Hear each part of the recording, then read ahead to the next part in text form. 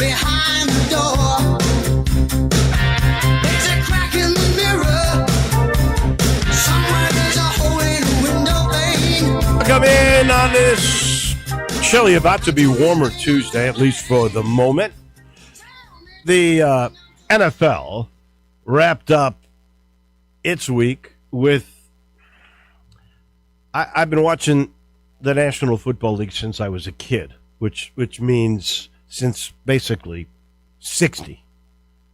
The Bears' 63 World Championship team wasn't Super Bowl then. I went to several of their games. So I've seen a lot of NFL football in my life. I'm not sure I have ever seen a worse performance than I saw last night from poor Jalen Hurts.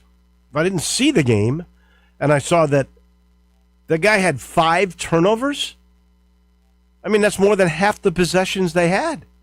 5 turnovers in one game, 4 picks, 1 fumble, and that doesn't count another fumble that he had. Yeah, because the interception takes the precedent. It was really like 6 turnovers. I've never seen a guy on one play have 2 turnovers. He had a pick. The ball was fumbled as the guy returned it. Jalen Hurts had it for about a second and a half. He fumbled that ball. I've never seen a worse performance than the Philadelphia Eagles' performance last night, or Jalen Hurts anyway. And if you watch the game, you know the guy wasn't throwing the game because he kept trying. He ran for first downs. He got him into overtime. Looks like they were going to come down and win the game. They had a field goal to tie. Jake Elliott had his leg warm to tie the game. They're already in OT. And he threw a questionable pass. Looked like it's double coverage to me. I have no idea. Maybe he threw it a little late. Maybe the guy was open for a half a second. I'm not sure. But you haven't been around quite as long as me, but you've watched a lot of football, Landon Schmidt. Have you ever in your life seen a performance like that from a guy who's a Super Bowl winning quarterback? Not in recent memory, but I cannot say that I'm shocked because when you look at Jalen Hurts' game, he's never going to kill you through the air. It's always going to be with his legs. I mean, yesterday when I was previewing the game, Saquon Barkley, I believe, only has 4 rushing TDs. Jalen Hurts has 8. So he's definitely more of a run-first quarterback than he is a pass-first quarterback. It was a disaster. We will meet Charles Huff tomorrow, I think. I'm looking forward to seeing what the University of Memphis new coach is going to be all about. The more you check out his resume, the more impressive it may be. I think the initial reaction was sort of underwhelming. I think the more that you do your homework and research on the guy, the more impressed you might be. Again, I'll go back to why did he leave Marshall? But if that's a salary conflict, if that's a conflict with the AD, those things happen. This guy does turn around programs. There is absolutely no question about it. He's a great recruiter. That is what Memphis needs. He'll have more resources at the U of M than he ever had before. So maybe this will be a marriage. And by the way, for people who go, well, he'll stay here 2 or 3 years. So what? That's what happens until you become a Power 4 conference team. You're going to lose coaches. I don't mind that. If you look at the Memphis track record since Larry Porter departed, all you've had is success. The committee, the president at the time, the AD at the time, they've always picked the right guy. And this time it's Ed Scott's turn. And it looks to me like this could really be a good one. We'll meet him tomorrow. We're going to revisit a little bit later the Louisville rivalry. If you haven't seen, Jason Munz has written, it's a 3-piece article, and Jason's going to join us, final segment of the show. It's really, I think the guy's going to win an award for it. I've only read 2 of the 3, but the 2 pieces that he's released so far are really, really good. I implore you to go to the Commercial Appeal site, and we're going to talk a little bit about that. This game that the Tigers are going to play, I just got a text from my good friend Paul Rogers, the voice of Louisville. I should get him on before we leave. In fact, I may be switching around Friday. Little news for you, my friend. I'm going to have to leave at 10:30 on Friday because we have to be at the airport by 10:40. So, Landon, you're going to take Andy and the rest of it. But this originally, they were going to actually play this first game in the renewal of this rivalry at Freedom Hall. It was discussed briefly, but it is not the case. They will be in the Yum Center. So I'm going to try to get Paul on for Friday so we can talk about this, and you'll revisit it with Muncie. So I can't wait for that game. I know Penny Hardaway was on with Greg and Eli this morning, and Penny made the statement that he's got it down now. He knows his starters. He knows his rotations. He only played 6 guys down the stretch. So I can't wait to see exactly what that's going to be all about. And what will it be like when Thedford comes back, when Hakeem comes back, and when Gibbons comes back? How do they all play in? This is going to be a lot of fun to watch. We are about to be joined in about 2 minutes by our good friend Steve Earhart, the big cheesehead honcho of the AutoZone Liberty Bowl. And we're going to talk about the game, but the big news today, the big topic today is Notre Dame opting out. And we're going to talk about that in the college football playoffs with our friend Ron Higgins' middle segment.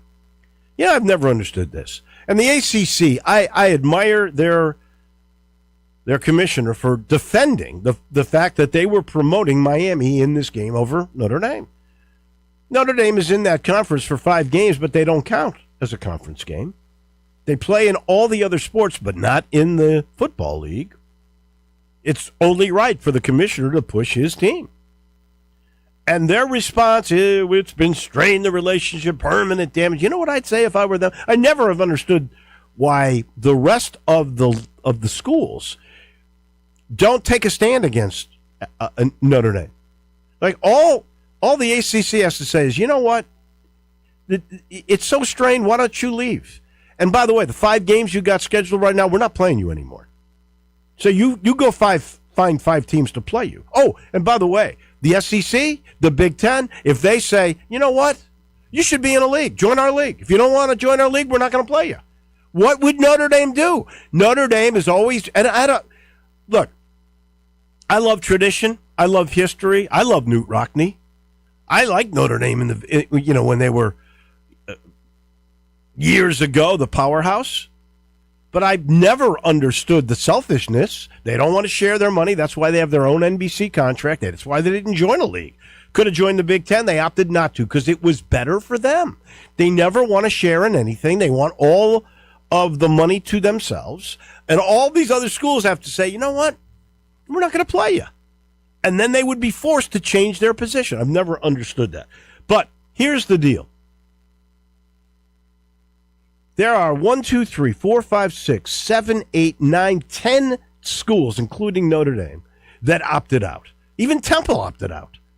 They started taking 5, 7 teams. And those teams, like Temple, opted out. That's why Rice is playing in a bowl game. App State's playing in a bowl game. They all opted out.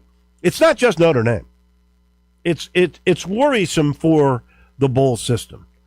You know, here's an idea. If I'm Steve Earhart, who's about to join us, I would get extra money from my sponsor or a new sponsor or somebody that was a big NIL cash thing to entice players to play, that they'd want to come to this bowl game.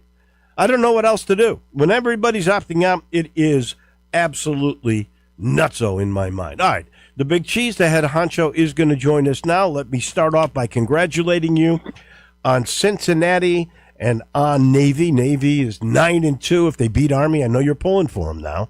That makes them 10-2. Cincinnati did not finish the year right, but they're 7-5. At least they've got a winning record. So you've got a compelling game. You hadn't had Cincinnati in the game in a while. Nice to have Navy back. They were just here a couple of weeks ago, but this, I think, is a special team. So congrats on that. We'll start with the positive. Great. Well, thank you, David. And you're right. I mean, two teams are really anxious. We just left a meeting. The Cincinnati advanced team is here in town. We just met with them. They'll be staying over at the Hilton and bringing a big crew in. and we're planning on the visits to St. Jude, all the things that make a bowl experience such an important event. And then Navy, I know they were here on a business trip there on Thanksgiving, but Navy is planning, they were going to bring a great set of all their executive officers, admirals, and so on. They'll be taking over the Pipkin building before the game and bringing a great group here in town.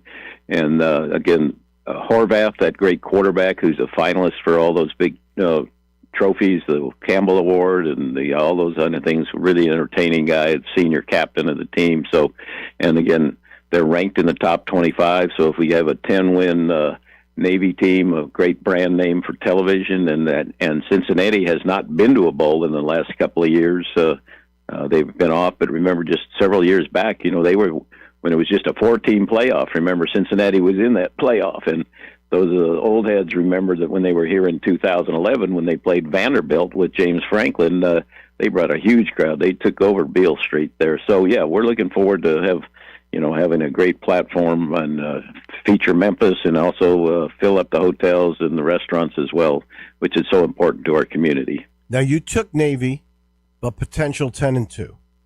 Your deal is with the SEC versus the Big 12. There are some teams. Mississippi State is 5-7, and they are going to a bowl game. Auburn is 5-7, so I am assuming you could have gotten them. Was there any thought to go with a 5-7 team that's from the SEC over the American team? And I know the Americans thrilled that potentially is that could be 10-2. Worst case 9-3. Well, Dave, let's talk about how we got here to this point. And you bring up good points there, but the real facts are, because there are people running around the country, like Chicken Little people right now, that the problem is with the governance, the rules, the contractual safeguards, so to speak, and it's screwed up. There's no question about it with the portal opening when it does, and coaches leaving. And can you imagine in the NFL if some coaches said they are getting ready for the playoffs, and the coaches walk out, and then they say, well, we're taking our players with them to another team? And that's what we've got now in college football. The college football has never been more popular. The rankings for bowl games last year, as far as both attendance and TV ratings, were the best they'd been in 15 years. This year's TV numbers have come out, and especially ABC and ESPN have had record viewership for this year's games. So now we get to the postseason, and there's no, quality control. There's no guidelines, and coaches are walking out, players are walking out. But the truth is that the problem is with that structure. Let's look at Iowa State and Kansas State, that both coaches leaving, and Kansas State, even though we've had great relationship with Kansas State, that could have been, if you'd drawn up a map, how do you screw something up? I mean, the coach basically says, I'm done, walks out of the room, and then so the players are up in the air. Well, what do we do? Some of them say, well, now I'm going in the portal. I want to get out because this is the coach. Instead of having it handled in a really classy way where he could have said he could have retired. He's a good guy, but he could have handled it much differently. They could have, played in their bowl game and had him go out with a legacy like Bill Snyder went out at Kansas State. Same thing with Iowa State. How could a system work where Penn State fires their coach in the middle of the year, screws around all season long, and then hires hires Matt Cameloy from Iowa State, and so all the players say, well, I guess maybe I want to go with coach to Penn State. Penn State's had their team going in the portal because they didn't know who the coach was going to be, so that screwed up both Iowa State and Kansas State. Now, the Notre Dame thing is strictly a political kind of thing. There's a battle between the ACC and Notre Dame thinks that the ACC influenced the committee to put Miami in so that the ACC would not be left out. I'm convinced that Virginia would have beaten Duke, that Virginia would have got into the ACC would have been okay, and Notre Dame blames the ACC for lobbying the committee, and now they're blaming ESPN for ESPN. That's all baloney. I mean, but now Notre Dame has wanted its cake and eat it too for so many years. They're a member of the ACC in all sports other than football, but they play 5 games a year. but they keep all their own TV money. Last year in the college football playoff, Notre Dame kept all their money, whereas they say they're independent, even though they're halfway into the ACC. So that's what happened with the Notre Dame thing. That had nothing to do with the players. And I just said, there's a simple solution to that. You know what? The ACC ought to say, look, you either join us for football or don't be a part of this. We're not going to play you. And then if the SEC and the Big Ten say, you know what, join us or we're not going to play you, then they have nowhere to go. Yeah. They wouldn't get enough good games in order to make the college football playoff. It seems to me somebody needs to force, and that's usually the SEC or the Big Ten, they need to force Notre Dame's hand. This, to me, was outrageous. Now, so you mentioned Iowa State, Kansas State, Notre Dame. Baylor, Rutgers, Florida State, Auburn, Temple, UCF, Kansas. And several 5-7 teams are in there. They all opted out as well. Well, but let's wait. They didn't really opt out. Let's look at that whole thing, because I did talk to Auburn, for example. At the end of their regular season, those teams were 5-7. They wrap it up. Their coaches are basically going out different places.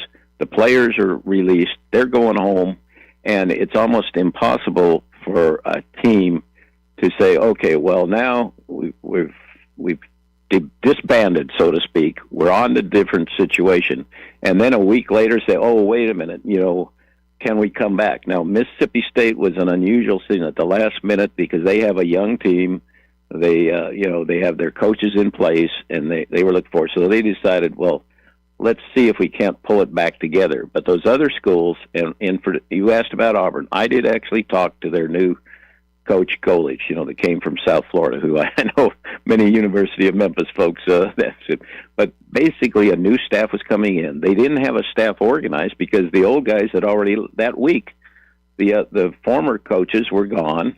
He hadn't even put together a staff. So to say that Auburn opted out, it's not really accurate. Auburn didn't have an ability to do it. Now, have they changed the rules somehow and said, okay, let's have enough teams, or 5-7 teams are eligible so that they know they have an opportunity to play, but those teams had disbanded, and as you said accurately, it was hard, but to say that the 5-7 teams opted out, that's not really accurate. Now, do you think 5-7 teams should be playing in bowls? I don't think so. No, I don't think we should do that. We either need to cut down the number of bowls, and quite frankly, ESPN owns 17 or 18 outright. They own the Birmingham Bowl, for example, and the Birmingham Bowl had troubles trying to fill up because there's so many changes going on. But there will be some contraction. But to say that the bowls are relevant and the opting out stuff for players, that's one or two players, not even that many per team, but a big time team, that might have two or three guys that are, hey, we're not going to play because we think we're going to be big NFL draft choices. That's been going on for years. That's not the issue. The issue is whether switching and this portal baloney and all that kind of stuff, that what needs to be corrected.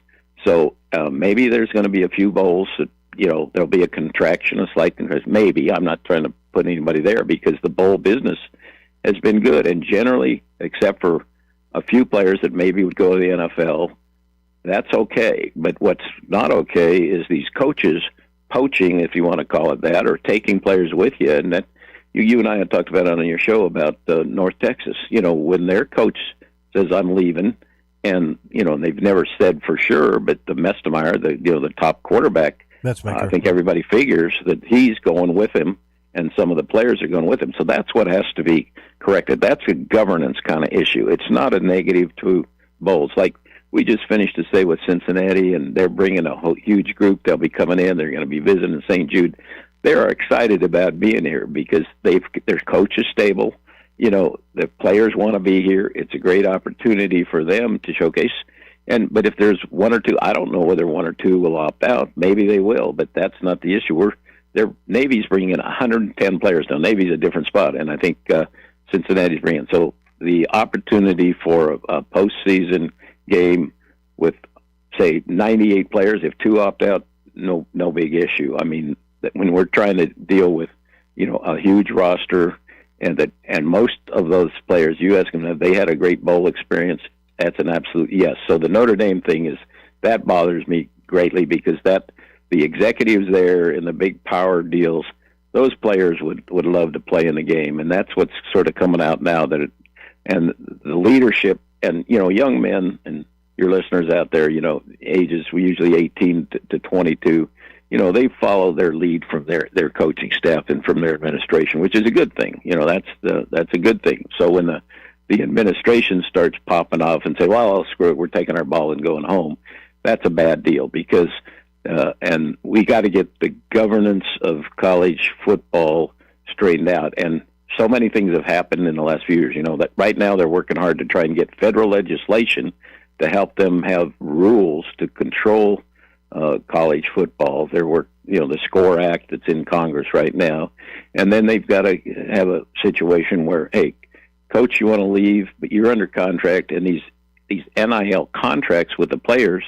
Because even a couple of years ago, remember the Tennessee player left and last one went out to UCLA and vice versa, and that kind of thing. They got to get that straightened out too, so that when a player signs his NIL contract, it's part of the contract. You play all the games, and that's what was part of the problem. I think you mentioned earlier there was a situation a couple of years ago when one of the bowls, paid one of the quarterbacks to make sure he played, but that's what they got to get straightened out. So, and I think the that's University what I of think Memphis they're going to have to do. I really do. Right. Real quick before we run out, we're already late, and I want to get this. Okay, you got me into a fired up rage. Well, that's good. Good radio.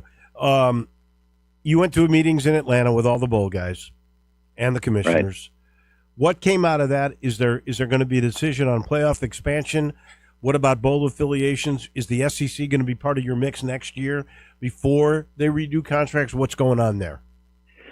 Basically, the one outcome was that they extended the contract renewal period between the CFP and ESPN from December 1st to January 23rd, and that was because everybody was so busy with the end of the year, the playoff situation, and we've never had this plan. And somebody said, hey, the cake hasn't even been baked yet, and we're trying to talk about changing. So they said, let's get through this year.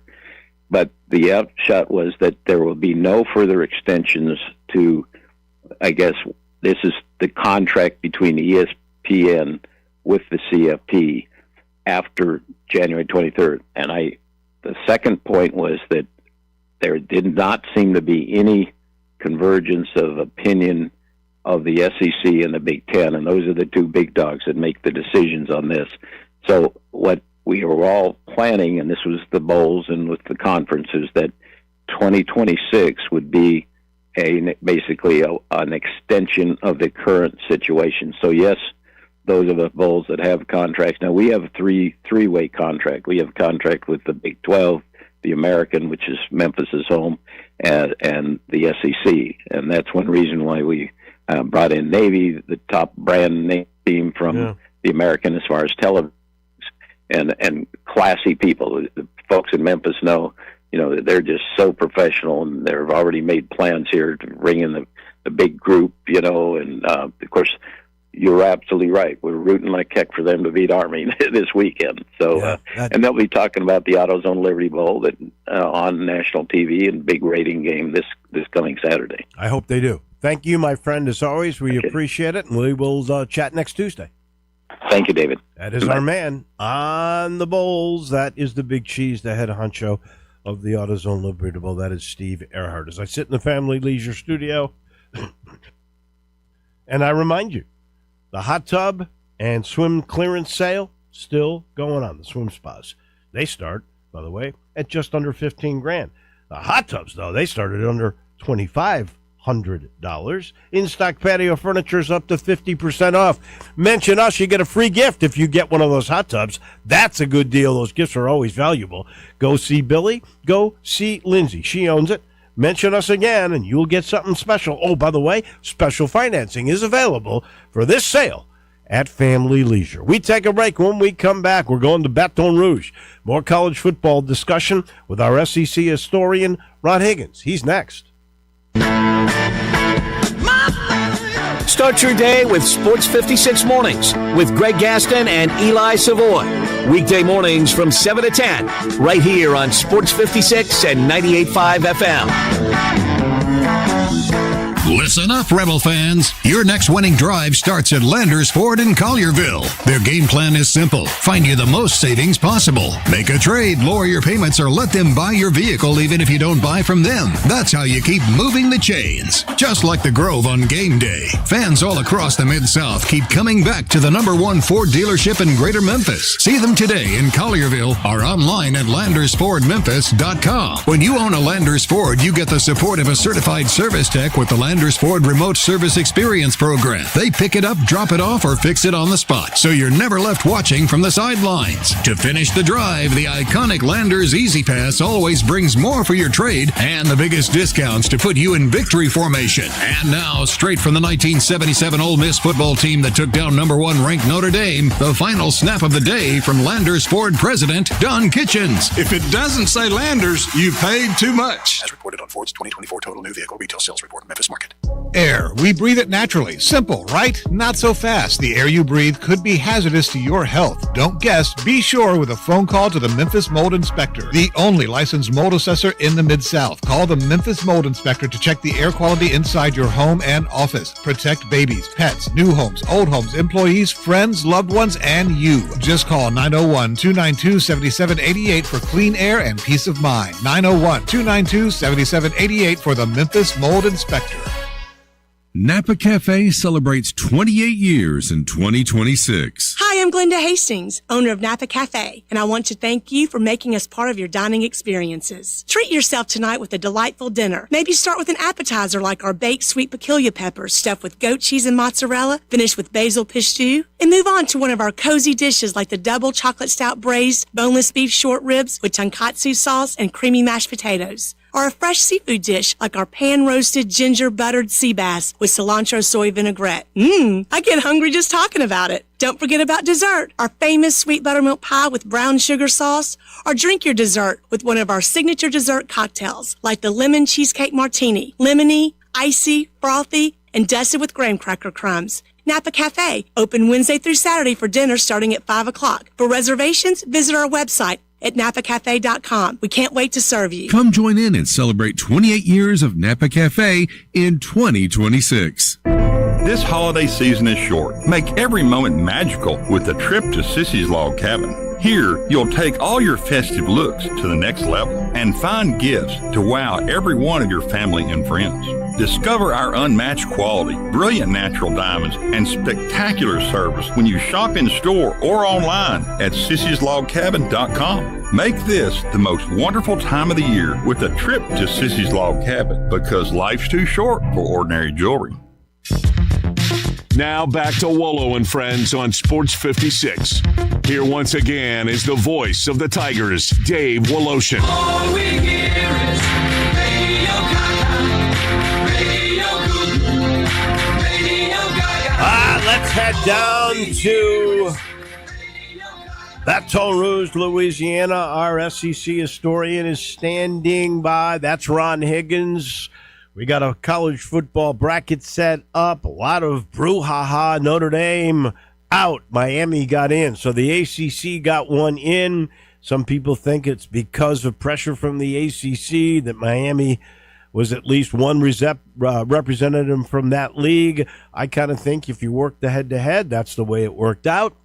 Ron Higgins, did the College Football Playoff Committee get it right? Good morning. Good morning.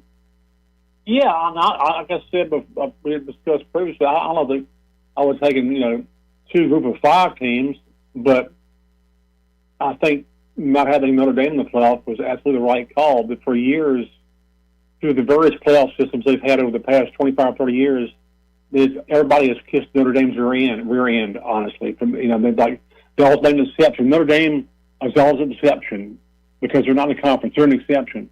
Well, now, the playoff committee is sending a clear message, and I'm sure Notre Dame's going to ignore it because that's how Notre Dame is. They still think they're better than everybody else. They send a message, you need to be in a conference and play some people, for your strength of schedule, to get in this playoff. And we're not going to let you in for who you played. I thought it was great. I thought it was good because I thought it was typical Notre Dame that they just took their ball and went home. We're not going to play in a bowl. We're not going to do it. I've said this before. This will be the third time I've said it today. I'm not going to say it again after this, but it's simple. The Notre Dame remedy is simple. Make them go to a conference game, because all that's got to happen is the ACC says, okay, if you don't play in our football league, we don't want you for any other sport. Exactly. And there's 5 games you play in football with us, we're not playing you anymore. And by the way, the SEC goes, you know what, if you want to join us as a league, yeah, come on in. Otherwise, we're not going to play you. And Big Ten, same thing. If those 3 leagues don't play them, who are they going to play? Exactly. I agree. I mean, I think somebody has to draw a line here with them and say, come into this century, man. Okay, I mean, you're this because you're Notre Dame. You think you have a reputation? That's from like 30 years ago. Okay, all right. It's not recently. I mean, you've been decent recently, but nothing like a powerhouse every year consistently. So get with the program. Be like the rest of us. Join the conference. And I mean, I was ecstatic that playoff committee just said no. We're tired of doing this. We're not going to let them in. So for the most part, yeah, they did get it right. They actually got it right. I mean, I'm looking at everybody in here, and like you said, they needed an ACC team, and I think Miami was probably the best choice. There's always going to be controversy toward the end of the bracket. There just always is. I mean, I think if there were 16 teams, there would not have been, because even with JMU and Tulane in, okay. You could have added 4 teams, and that would have been simple. It would have been Notre Dame. It would have been BYU, a loser in a championship game, which everybody is going, well, if you let Alabama in, you would have included Vandy and Texas. The SEC would have gotten 7 teams in. They couldn't have complained. And there would have been no other team that would have had an argument. 16 would have been the right way to go. Here's what I'm afraid of, Ron. I'm afraid the reaction to this, and we've already heard it from Nick Saban and Kirk Herbstreit, and even you just said, well, I wouldn't have 2 G5 teams in. They just follow the rules, by the way, to get G5 in, because JMU is a higher rated team than Duke is. Duke screwed it all up by beating Virginia. So my fear is overreaction. And they're going to screw the group of 5. They're going to go, you know what? Those teams shouldn't really be in. We're going to make it impossible for them to get in.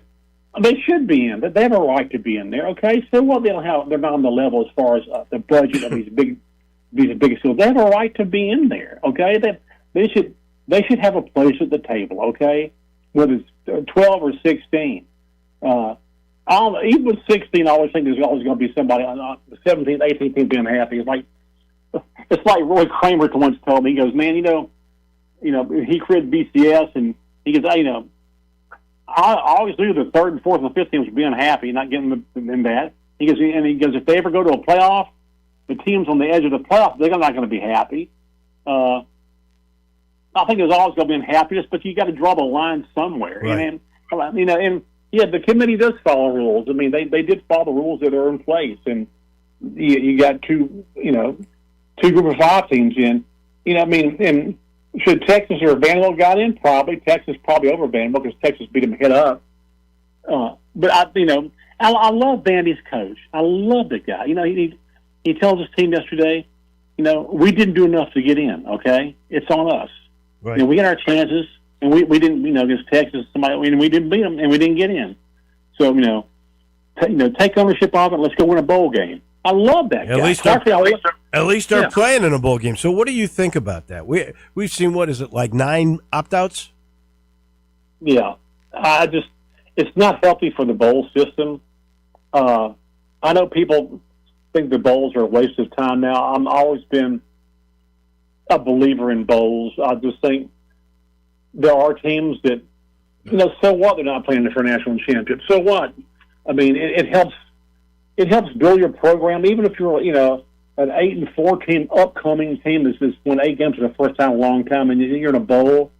I think cities work hard to put on these bowls. I mean, it's part of the fabric of that city. The Liberty Bowl's been a part of the fabric of the city of Memphis for decades now. And there are years it's probably not well attended. There are years that the weather hurts. But I said weather. Sorry, Steve Earhart. I mentioned weather. Don't hold against me. But I still believe in bowls. I still believe that the players enjoy them for the most part. It's a reward for their season, no matter what it was. But I understand the public; they're insatiable. They don't think any kind of bowl matters, but the ones that lead or in the playoff. That's their mentality. Thanks to you leaving, I have a Heisman vote, but I think you still have one, don't you? Yes, I do. All right, so we cannot say who we voted for, but we can say that there are 4 finalists that are going to New York, and they are Fernando Mendoza, Diego Pavia, Jeremiah Love, and Sayin, the quarterback at Ohio State. Right. I can say this. After watching the Indiana-Ohio State game, I wondered how those guys were Heisman Trophy candidates. Sayin and Mendoza? They were very average. Just average. Something. I always think you got to look at the other side, right? You got to give credit where credit is due. And nobody wants to do that. But you know what? Ohio State and Indiana, part of the reasons they're so good, they play great defense. What? Ohio State hadn't been behind in the game the whole second half. All year. I realize that, but I don't know. I expected more, and I've seen the guys during the year against other teams, and they've been really good. Well, you know what? I voted after that game. So do you think that could have affected the vote? And do you think that could have helped Diego Pavia, who is a finalist? Yeah, I think so. Or Love, the running back, he's an NFL quarterback. I mean, running back. The Notre Dame. I'll say this: my 3 guys on the ballot were Pavia and the Notre Dame running back and the Indiana quarterback. So were mine. So all 3 of those. I guess we can. All 3 of those. Hope we can say that because we just said it on the air with archives and everything else, millions to hear. So you can decide. You can decide what order I'll put them in. Well, based on what you just said about those 2, I thought Pavia had a fabulous year. He carried that team. Yeah, even better year than last year. What he did against really good teams toward the end of the season was absolutely. Well, he did all that against not to belittle Love, but Love did it with a questionable schedule. I think, and the 2 teams that were really good they played, they lost to. Yeah. Then, Pavia did it all year against really good competition. And what he did in Neyland Stadium, and that's incredible. Yeah, one of the best performances ever in the stadium by an opposing quarterback. So, I mean, I would hope that people would look at Pavia not because he played for Vanderbilt. I still think there's a stigma out there, among voters who don't know college football. Vanderbilt, really? Vanderbilt? I mean, how much does it take to be the best quarterback in family history? Really? They need to look at what the guy did. They forgot about Bill Wade, baby. Bill Wade, Jay Cutler was in there. There's some other ones. Both Bear quarterbacks, by the way.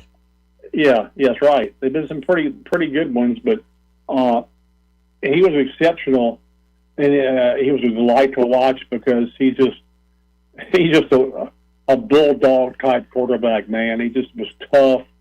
He made clutch plays. It was a pleasure to watch him play. And nothing against the other guys. I just, I try to look. I don't necessarily believe that the Heisman should go to the best player on the best team. I don't buy into that.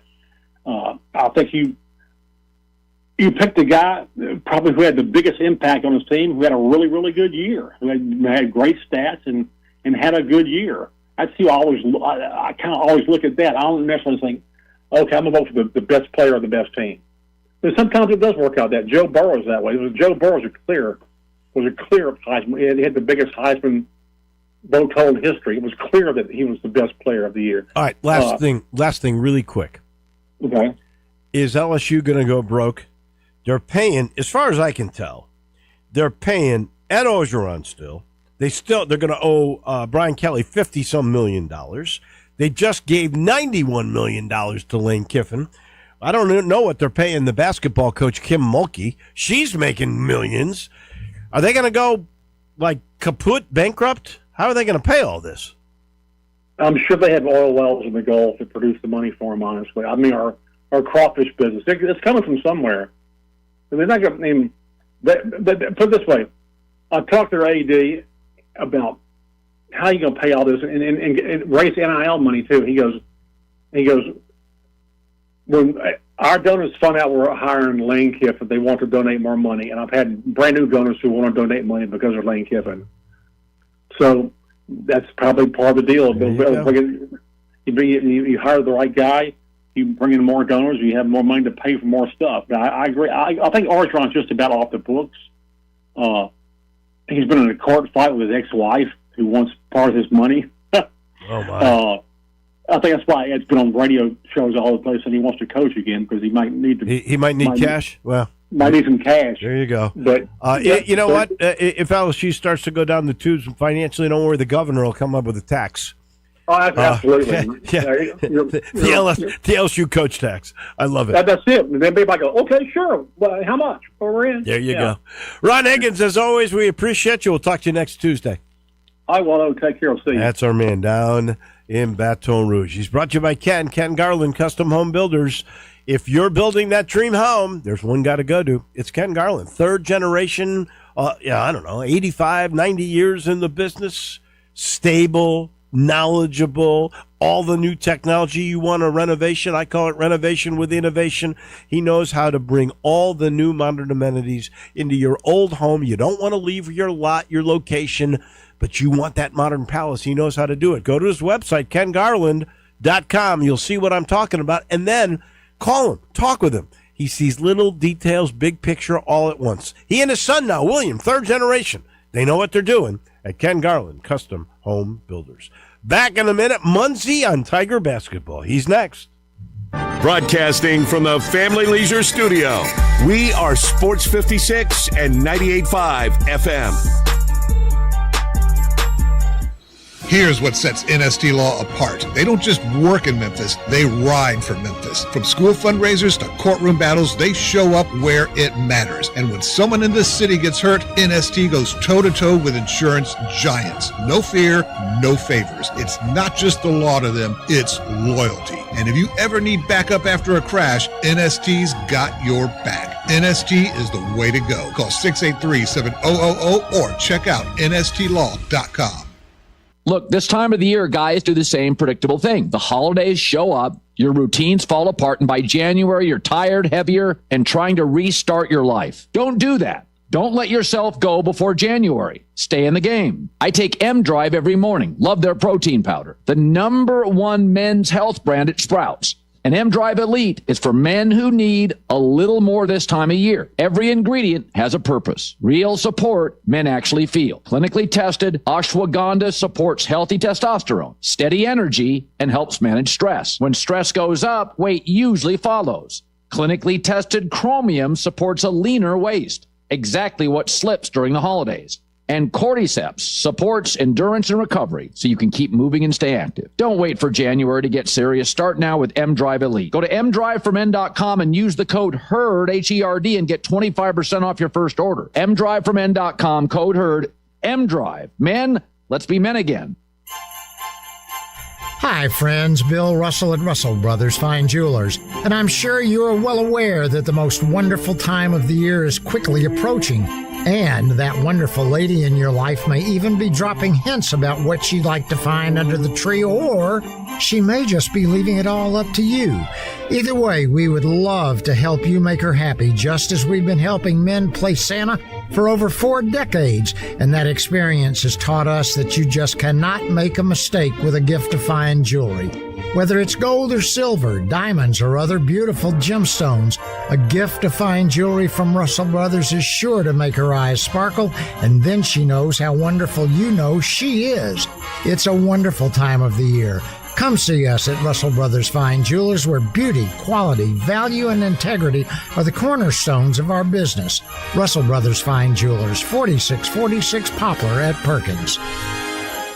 Drivers who switch and save with Progressive could save hundreds. With that kind of money, you could go big time. The next time you're out to dinner with friends, you can order the shrimp cocktail for the table. And maybe you'll realize it only comes with 4 shrimp after you've already given away 3, but that one shrimp will be so good. And if you switch and save hundreds, you can get shrimp all the time. Switch to Progressive and you could save big time for shrimp. Progressive Casualty Insurance Company and affiliates, not available in all states. Potential savings will vary. Memphis Hustle Basketball is back and bringing the heat to the Landers Center. See tomorrow's stars in everything from high-energy matchups to limited edition giveaways and exciting theme nights. Every game is a can't-miss experience. Be part of the action and grab your tickets today at memphisHustle.com.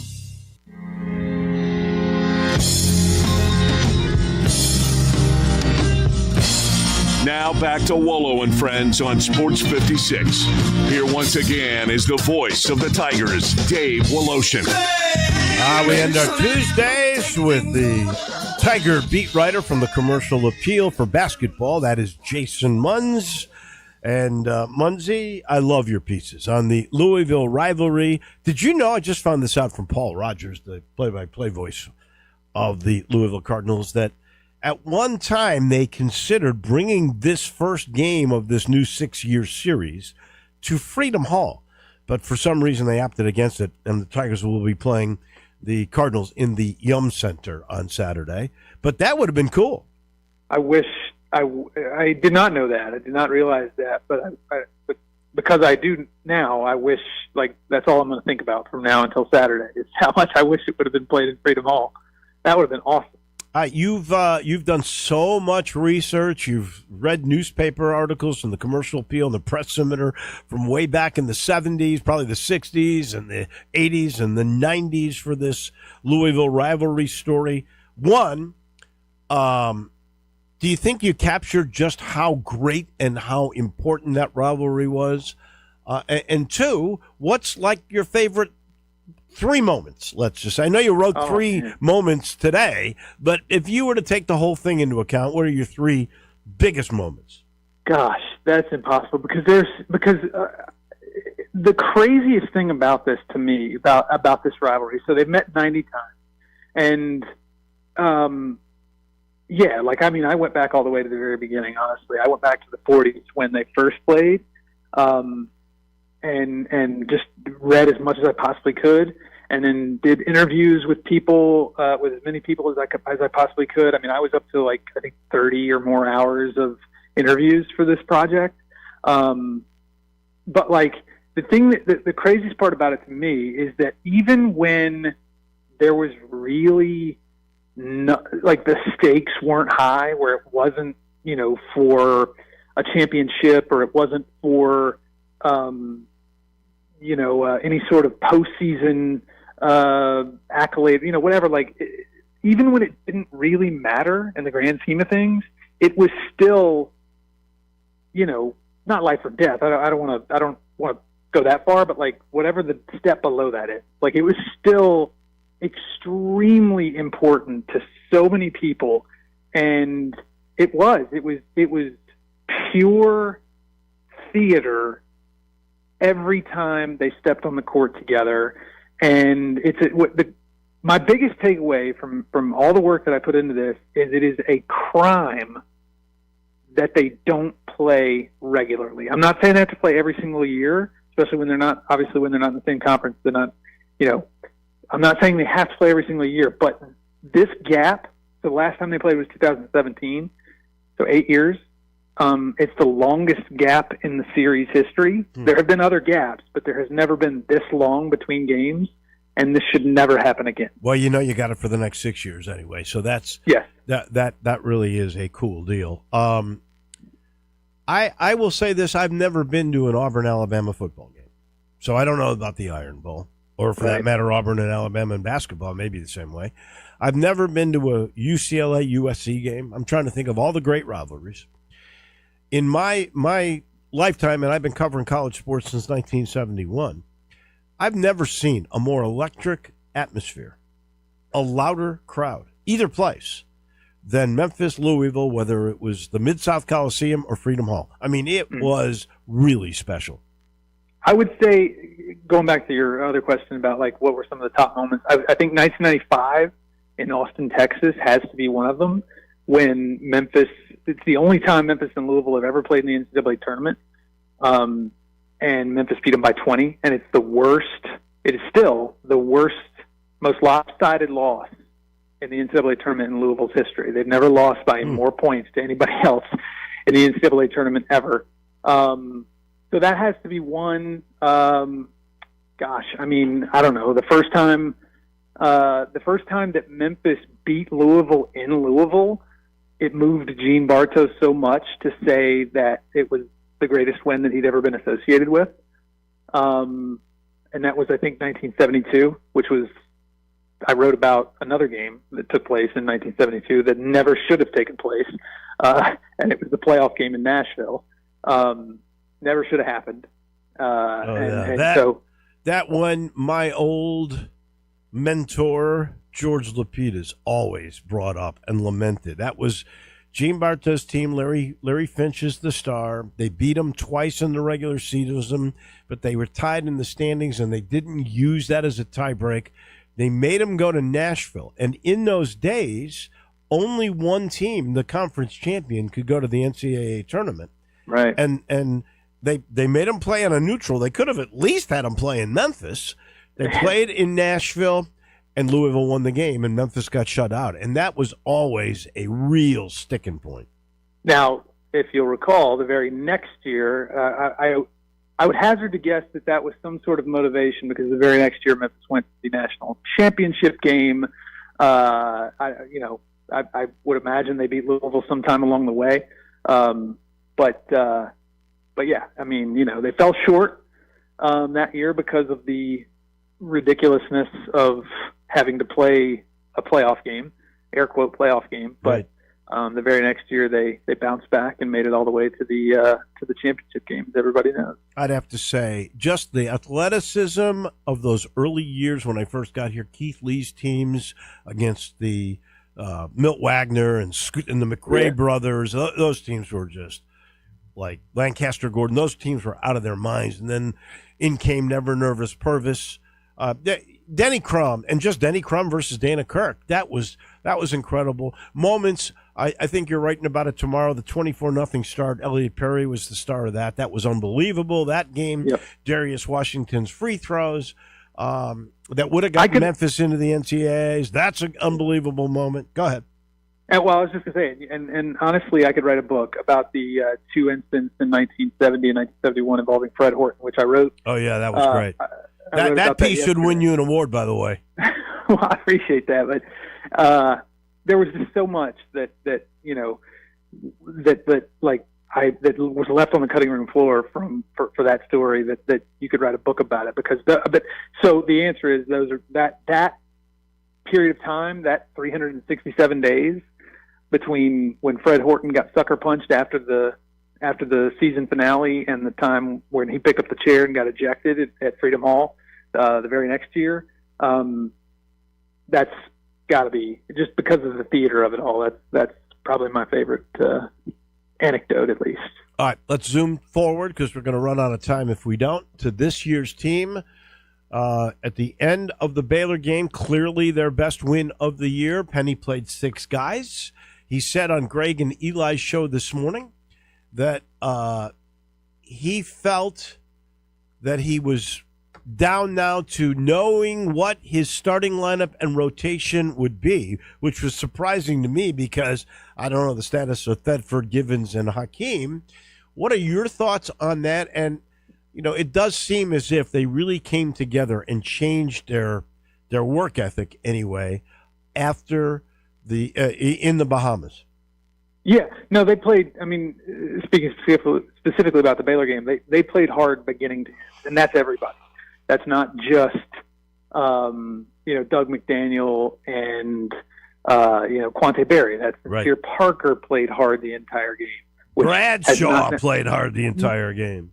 Yes, and of course Zach Davis with the 23 and 13 double-double. I think they found something. It does seem to me like they found something in the Bahamas, and now it's really just about fine-tuning it. I think that's honestly, I don't think that they are at their ceiling yet. You know, if Uh-huh. 10 on a scale of 1 to 10 is the ceiling, like I still think they're probably around a 7 or a 7.5. And I think that's like a really good sign. And so, but like, yeah, I mean, Penny shortened his rotation at the end of the game when it came down to crunch time, and you know, Baylor's got a lead, and you're trying to battle back, and everything. Like, he shortened his rotation. I think part of that is the fact that Givens and Thedford and Hakeem were not there. Who knows what would have happened if they were available? But yeah, like, you know, I believe him when he says that he has, you know, that he's ready to at last start whittling down that rotation, and not saying that he's not going to play 10 or 11 guys, maybe even 12 guys some games, but I think you know, the Tierno Sillas and the I think he's got a problem. Yeah, like I just feel like there's, you know, a handful of guys who are going to see their minutes go from 12 to 15 to probably 5 to 7. Well, and I think that's going to be let's good see, for the team. Down the end, he had McDaniel and Parker. Yep. Bradshaw and Davis, who were terrific. Majak would come in. Berry would come in. Mainly those Right. 6 with some Ashton Hardaway. Okay? Mm-hmm. So, now, will Berry be out when Thedford comes back? Because Thedford's a better player than Berry. As much as Berry brings a little bit more better shooting and effort. So I don't know what you do there. I don't know what you do with Givens, honestly. And where does Hakeem come in? Because Hakeem is clearly a guy that Penny has said is my best big guy. Yeah, it's not an enviable situation because it is a dilemma for him. Like, he knows that like he does have legitimate depth. Like, he's got enough guys who can contribute significant minutes. But he also knows that, on the other hand, that you cannot play, you know, 12 guys deep into games and for long stretches. Like, you can't do that. You've got to hone it. You know, you've got to whittle it down. And so I genuinely don't know. Like, like let's say just for example that Bedford was available the other night. I think he would have replaced Berry, don't you think? Yeah, I mean, I don't know about completely. You know, I feel like in situations where he's going offense for defense, maybe maybe he's. Although Berry's not a bad defensive player either. He is not. And so, yeah, it's a dilemma, honestly, because there's going to be somebody or multiple somebodies somewhere along the way who are plenty capable and plenty worthy of being on the floor who just aren't going to be able to be on the floor. We will find out more Saturday, Yum Center, Louisville, Kentucky. Can't wait to see you then. Thank you, Jason, and we'll talk again next Tuesday. All right. Thanks, Wolo. That's our man, Jason Munz from the Commercial Appeal, and that will do it for us. Johnny Radio's right around the corner. Big show tomorrow. We got the roundtable, last segment. We got Joe Dank on the business of sports. He's going to delve into the bowl system as it is. And then Dennis Philippi will give us his sense of the sporting world. So that'll be busy. Johnny's next. Have a great day, everybody.